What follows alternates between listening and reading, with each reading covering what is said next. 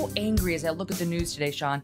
The COVID spinning, like the knee-jerk instinct for mandates and lockdowns and masking and deference to our big brother, rulers, supported by a media that just wants to lick boots as long as it's to the Democratic Party, needed to be exposed. Needed to be. Absolutely. It has been. But it's not solved, right? When you look at the headlines today about Delta and the return of the mask mandates for all schools, CDC recommending every single school child nationwide have a mandatory mask on. Thank God for people down in Florida like DeSantis and Abbott in Texas who are passing laws saying, or executive orders saying, you can't do that. You cannot mandate that.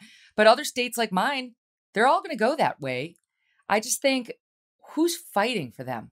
Who in the blue states, who in states like Pennsylvania, which is purple, is fighting for them?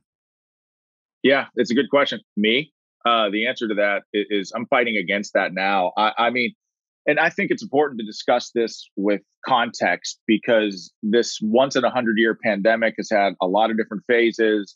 The science has been complicated.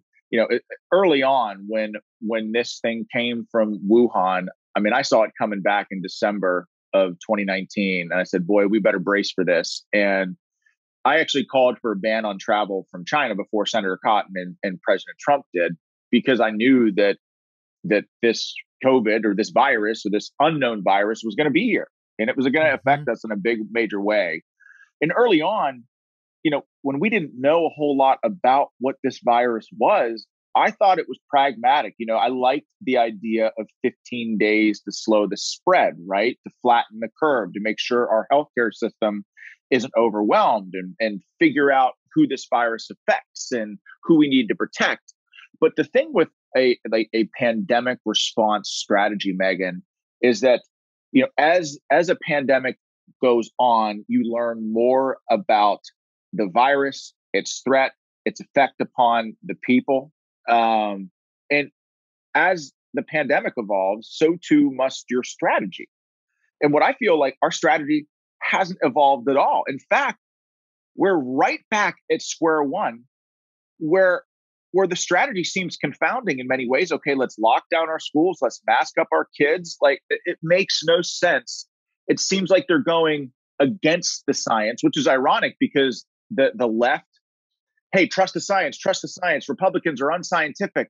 That seems to be going against the science. And I'll tell you, like, my heart aches for these little kids. I've got 3 little kids, 12, 10, and 8. And they don't remember, especially my 8-year-old, almost doesn't remember what life was like before this pandemic, before he had to wear a mask to school. Right. And which means that, like, I was looking at a picture of my daughter the other day, of her when she was like 5 with her arm around her little friend. And I'm thinking, like, that's a joy that a lot of children that were born in the middle of this pandemic will never enjoy unless we radically shift policies and say, no, okay, we did our job. We locked down. We defeated this virus. We have therapeutics that are effective. We know who it affects. We have 3 vaccines that are effective. You're not going to lock down our children anymore. Our children have a right to breathe the free air. Our children have a right to enjoy and love their friends and enjoy school. And one of the things that combat taught me, Megyn, is that tomorrow isn't given to you. We don't know what tomorrow is going to bring. So every day that you wake up and you draw breath, you have to be thankful for the life that you have and you're given in the greatest country on the face of the earth. And what are we saying? Like, these government bureaucrats, these unelected bureaucrats are telling us that we have to lock down our life maybe for another year. Yeah. And who are they to require a cloth go over my kids' faces? I have exactly the same age kids as you do, 8, 10, and my son will be 12 in September. And I am sick of seeing them put those things over their faces and go to school all day as they sweat and they work and they try to eat and they try to talk. And teachers who are over the top about, if it slides down a little, get it over your nose, get it over your nose, instilling fear in these kids. Carol Markowitz of the New York Post, she's been doing great work in New York City, has a great piece out today. I recommend it to everybody. The headline is "Masking Kids and Closing Schools is Irrational, Unscientific, Child Abuse." And Sean, she talks about a study just out of the UK. It was released last week, She said it proved once again what we've known for more than a year. Kids transmit the coronavirus at a much lower rate than do adults. The epidemiologist who led the study found that children, quote, are not taking the virus home and then transmitting it to the community. These kids have very little capacity to infect household members. She talks about how kids who went to school last year in GOP areas, kids who went to private schools, right, that were open, unlike the publics, did not spread the virus. Look, this is a major pillar of my campaign as well, is school choice. In Pennsylvania, this is really important, Megyn, because when we locked down the first time and schools closed suddenly, kids lost everything. If you were a junior or a senior during this pandemic, my God, my heart just aches for you. You lost your extracurriculars, you lost your friends, you lost sports. It's true, prom. It's just a prom, exactly. And in Pennsylvania, kids, this is an issue that spanned across, socioeconomic strata and politics, right?